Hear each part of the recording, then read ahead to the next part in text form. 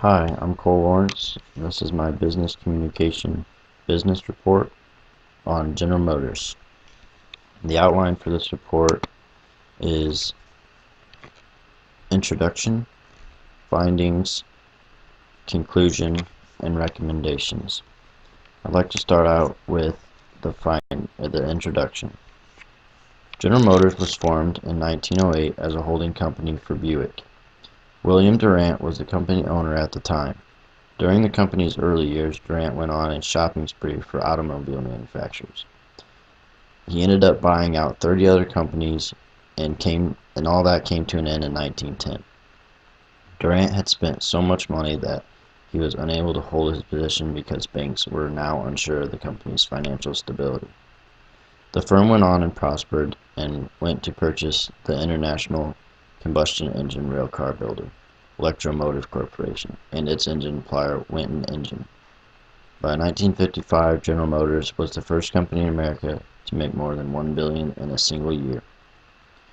On May 8, 1899, shortly after the appearance of the world's first Oldsmobile, Olds Motor Company, Lansing merged to form Olds Motor Works. The new auto company then constructed its first factory in Detroit, Michigan, specifically for the manufacturing of premier U.S. automobiles.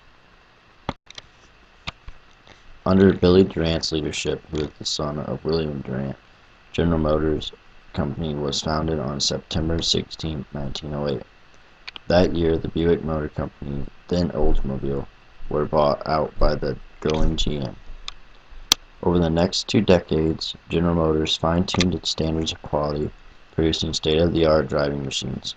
Also during this period, GM developed the General Motors Truck Company, later known as GMC, Chevrolet Motor Company of Michigan, General Motors Export Company, and General Motors of Canada. Now I'd like to move on to some of the findings of this report, and I'm going to start with GM's financial history.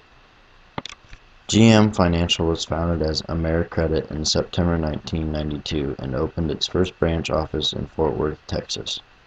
On October 1, 2010, AmeriCredit Corp. Was acquired by General Motors Company and renamed General Motors Financial Company, Inc. In 2011, GM Financial acquired Financial Links to serve GM dealers and customers throughout Canada. In November 2012, GM Financial announced the acquisition of Ally Financial Inc.'s international operations. The majority of those acquisitions were finalized in 2013, with the remaining market a 35% equity interest in a joint venture in China, acquired in January 2015. GM Financial has operations in more than 20 countries, providing auto finance solutions to approximately 16,000 dealers worldwide and earning assets of $69 billion at June 30th, 2016. Next is the stock market, and a lot of the reason that the stock market failed in the 2007-2008 year was because of what happened previously, which is a major decline in oil prices from the late 1980s and anomaly of the CAF regulations that allowed passenger vehicles classed as lightweight trucks and much slacker standard. Rather than investing in low-margin cars, GM and 2 other Detroit firms concentrated on building profitable pickups and SUVs. After recovering from losses over $30 billion in the 1990s, the company was in trouble again at the beginning of the next decade, which is the 2007-2008, where they went bankrupt. Its market share had been steadily falling, while higher interest rates and an economic downturn led to pensions and benefit crisis. However, thanks to Mr. Wagner and his first efforts at restructuring GM's market share in 2003, America had stabilized at 28% and it's making profits of nearly $4 billion now.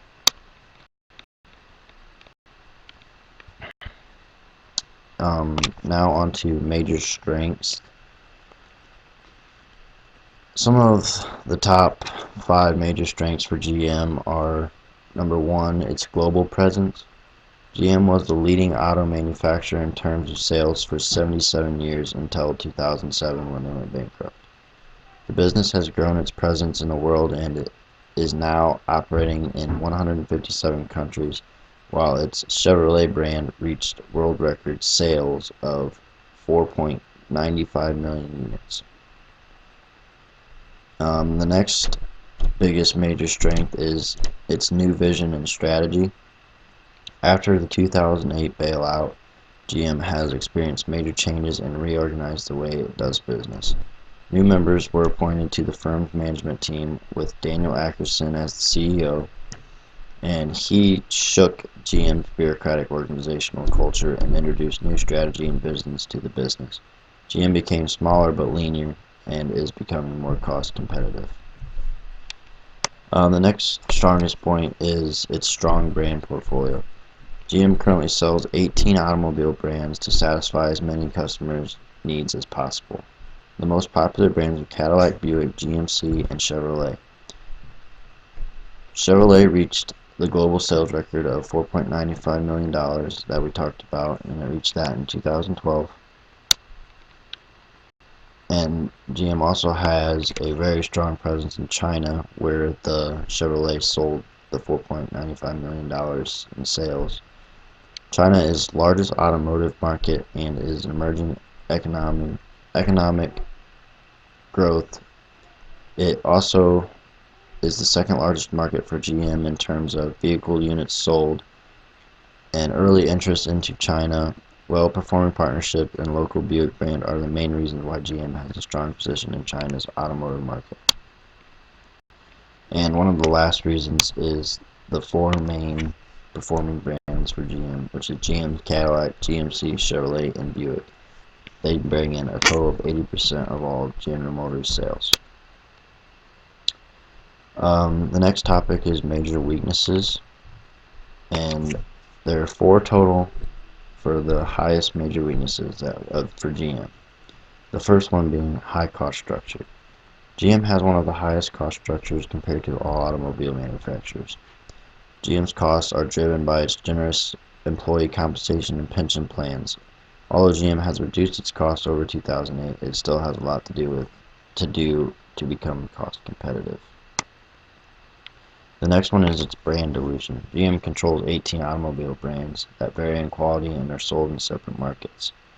With so many brands and sales, customers find it hard to identify which brands belong to the GM family. As only one of the 18 brands carry GM letters, the result is lower GM brand awareness. The third one is bureaucratic culture. Before reorganization in 2008, GM wasn't famous for its rigid culture and structure. Since then, the company has made some cultural and structural changes, but should continue improving as it isn't as quick as its competitor and reacting to constantly changing environments.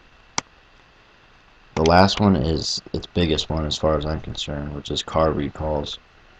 It had a lot to do with the bankruptcy in 2007 and 2008. General Motors recalled 119,000 pickups due to a missing hood latch. The same year, it had to recall its Chevrolet Volt and fix the battery problems. Recalls are expensive and damage brand reputation, especially when the company announces them so often.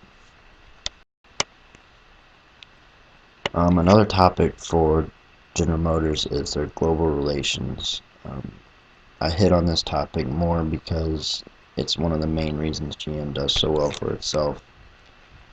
In addition to its 12 brands, General Motors also holds 20% stake in IMM and 77% stake in GM Korea. It also has a number of joint ventures including Shanghai, China, Russia, Pakistan, Uzbekistan, India, Egypt, and Africa. General Motors employs 212,000 people and does business in more than 140 companies. General Motors is divided into 5 business segments: GM North America, Opel Group, GM International Operations, GM South America, and GM Financial. General Motors led global vehicle sales for 77 consecutive years from 1931 through 2007, longer than any other automaker, and is currently among the world's largest automakers' vehicle unit sales. Now on to the conclusions. What I concluded out of all my findings are: number one, GM had a great start, and one of their strong points of their overall success was the company's early years, when Durant went on a buying spree and bought out 30 companies. I think it really boosted the company up and made them a strong superpower. From there, the company bloomed into a powerhouse automobile manufacturer, from being the first in America to make over $1 billion and pretty much blowing out their competitors. Another strength of GM is GM's financial was founded as the AmeriCredit and is one of the strongest financial backgrounds of any auto dealer worldwide. Its earning assets are $69 billion, and that was as of June 30th, 2016. A major weak point for GM is the stock market. Their biggest downfall that led to bankruptcy had a lot to do with their crash of their stocks. Even before 2008, when the company went bankrupt, they struggled with the stock market in the 1990s, when they had to recover from the losses of $30 billion. In 2003, they stabilized at 28%, but then, of course, crashed later in 2008 to the current date. GM still struggles with stocks, seeing how they sold most of their shares.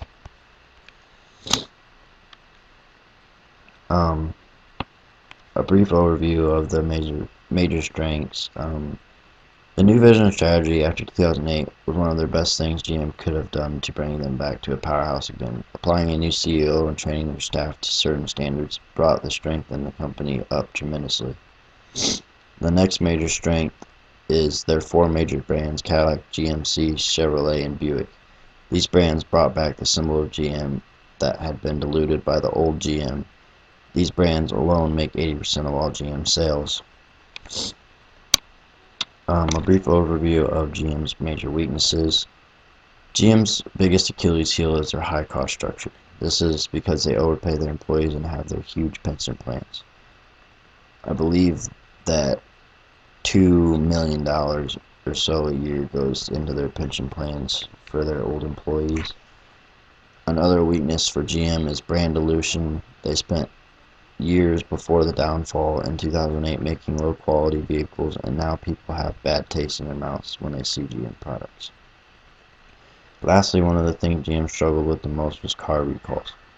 They have had countless number of recalls that have lost them millions to billions of dollars due to low quality and low assembly price they set in the past. Some of the recommendations I have for GM